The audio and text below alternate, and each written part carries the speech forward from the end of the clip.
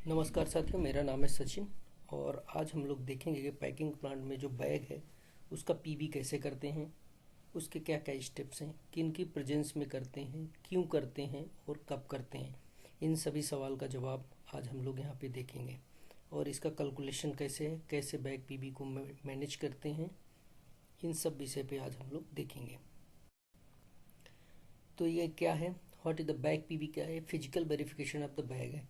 Physically हमारा packing plant में, store में, यानी प्लांट के अंदर कितना बैग हमारे पास पड़े हैं, रखे हुए हैं, उनका फिजिकली चेक करना। क्योंकि एक तो होता है सैप में, एसएपी में दिखा रहा है 10 लाख बैग हैं, क्या वो फिजिकली हैं कि नहीं है, ये चेक करना ही बैग पीबी कहलाता है। ये कब होता है? ये मंथ के एक डेट पे होता है, यानी मंथ एंड पे होता है इसका।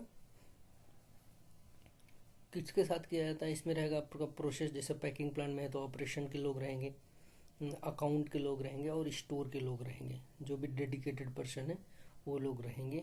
उन सब लोग मिल करके चेक करेंगे कि पैकर फ्लोर में, बैग गोदाम में, स्टोर में या ट्रक लोडर एरिया पे, बैग वेस्टेज, शॉर्ट्स, ये सारे बैग कहाँ और कितने कितने क्वांटिटी में रखे हुए ट्रेड वाइज। कैसे चेक करेंगे बैग का स्टॉक? MB52 या MMBE में एक एक करके बैग का कोड डालेंगे और चेक कर लेंगे। बैग बस्ट का बुकिंग कैसे करेंगे? MB21 में करेंगे, माइनस क्वांटिटी डालेंगे तो उतना उसमें से माइनस शो करेगा। एक अब करेंगे, जब बैग पीबी हो जाएगा तब इसके बाद इसको स्टोर को जमा करेंगे। रिजेक्ट बैग में क्या क्या आएगा? जैसे कि मतलब उनका डायमेंशन छोटा है या बड़ा है, जैसे टॉलरेंस लिमिट है उससे कम या ज़्यादा हो गया तो वो बैग रिजेक्ट में चला जाएगा। नोजल का होल साइज अगर छोटा है या बड़ा है तो हो जाएगा। बैग डैमेज है, जैसे उससे लॉट में आया है 500 के बंडल, एक बंडल में 500 रहते हैं बैग, वो आया है उसमें कहीं किसी वजह से डैमेज है, कोई इसका धागा डैमेज है या प्रिंट सही से नहीं है, इन सारी चीज़ों की स्टिचिंग बराबर नहीं है, इन सारी चीज़ों को अगर ये सारी चीज़ें अगर बैग में पाई जाती हैं तो वो बैग को रिजेक्ट होता है। अब इसके स्टेप्स क्या क्या है? अगर मुझे बैग पीबी करना है, मुझे सीखना है, मुझे जानना है कि पैकिंग प्लांट में बैग पीबी कैसे होता है, तो क्या है? पहला फर्स्ट स्टेप क्या है इसका? Step 0, ensure account department done reversal. Reversal क्या होता है कि जैसा मेरा सीमेंट गया यहाँ से, किसी वजह से वो पार्टी नहीं लिया तो क्या होता है, उसका बैग सीमेंट तो वापस आ जाता है, लेकिन बैग का, यानी इसी चीज़ को रिवर्स करना कि अकाउंट डिपार्टमेंट के द्वारा, मान लो मेरा गया 600 बैग गया और वहाँ वेंडर ने लिया नहीं, अब वो क्या है, तो गोदाम में रहेगा या कहीं रहेगा, उसको क्या करना है, सीमेंट तो उनका वापस आ जाता है लेकिन बैग वापस नहीं आता। मतलब 600 बैग में जो सीमेंट गया है वो रिवर्स हो जाएगा, अगर वेंडर नहीं लेगा वो वापस रिवर्स हो जाएगा कि वो कंपनी के स्टॉक में शो हो जाएगा। लेकिन बैग को करने के लिए फिजिकली अकाउंट डिपार्टमेंट के द्वारा इसको सैप में करना पड़ता है। आएगा आपका लॉजिस्टिक से मेल आएगा, फिर वो लोग उसको मैनेज करता है। तो वो हो गया कि नहीं तो क्या होगा, आपके पास स्टॉक में सीमेंट ज़्यादा दिखाएगा और बैग कम रहेगा। यानी मैंने अगर 1 लाख टन सीमेंट सेल किया है लेकिन उसके हिसाब से आपका बैग नहीं दिखाएगा, उसमें बैग क्या होगा, ज़्यादा दिखाएगा, है ना। तो उसके लिए फिर क्या है, स्टेप 1, स्टॉप बैग लोडिंग। जो भी लोडिंग चल रहा है मेरा, जैसे मैंने 30 तारीख को किया है तो 30 तारीख को 10 बजे, तो क्या करना है, लोडिंग पूरी तरह से बंद हो जानी है। क्या जो भी ट्रक लोड हो गए हैं वो क्या हो जाने चाहिए, गेट के, यानी उनका पेमेंट हो जाना चाहिए और बाहर चले जाना चाहिए। क्योंकि अगर ये आप नहीं करोगे तो फिर आपको बैग जो ट्रक लोडेड हैं उनके बैग भी कंसीडर करने पड़ेंगे, क्योंकि जब तक वो पेमेंट होगा नहीं तब तक वो बैग माइनस होंगे नहीं, और अगर आप उनको काउंट नहीं करोगे तो आपका बैग उतना शॉर्टेज दिखाएगा। ठीक है। स्टेप 3 क्या है, take SAP stock of the. फिर जब आपका ये क्लियर हो गया कि मेरे जो भी 10 ट्रक लोड हुए थे 9 बजे तक में वो सारे पेमेंट हो गया, आप कोई भी अंदर लोडेड ट्रक नहीं खड़ा है तब आपको क्या करना है, SAP से बैग का स्टॉक प्रिंट ले लेना है ना, हर ट्रेड वाइज। फिर क्या होना है, जितने बैग हैं मेरे ट्रेड वाइज, जैसा क्या होता है, पैकर फ्लोर पे पड़े रहते हैं, कुछ बेल्ट कन्वेयर में इधर उधर पड़े रहते हैं, कुछ ग्राउंड फ्लोर में होंगे, कुछ जो आपका अगर ग्राउंड फ्लोर में स्टॉक होगा तो वहाँ कुछ रखे होंगे।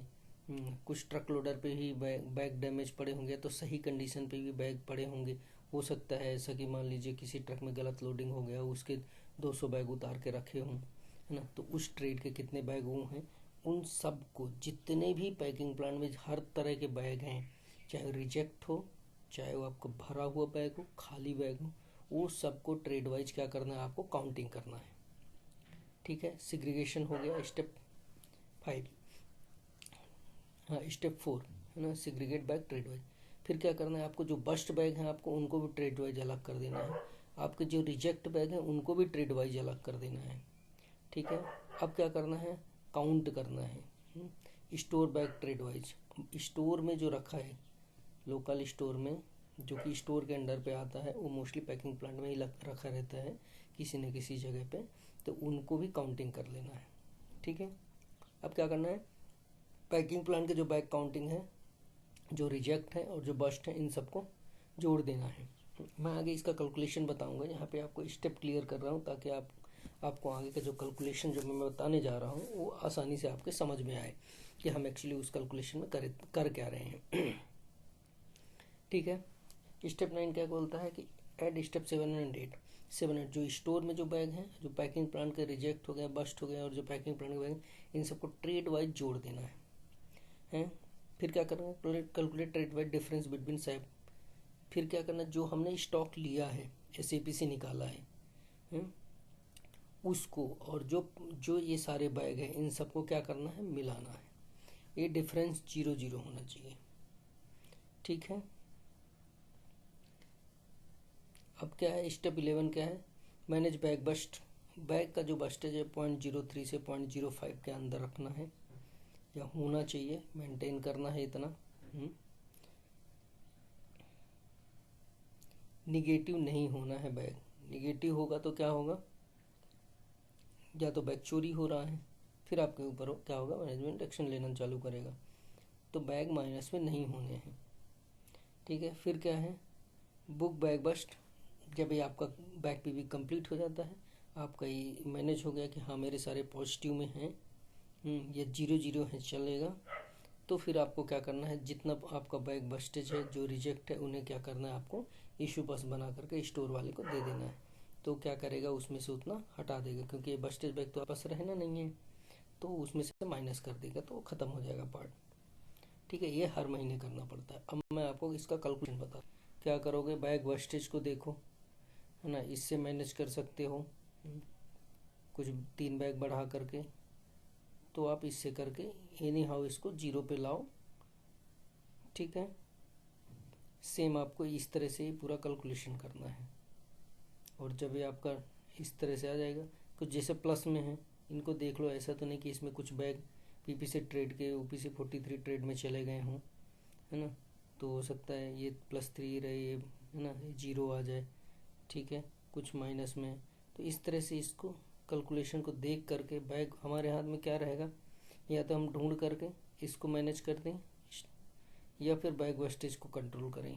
बैग वेस्टेज को और बैग रिजेक्ट को मैनेज करना पड़ेगा, तब जा कर के ये आएगा।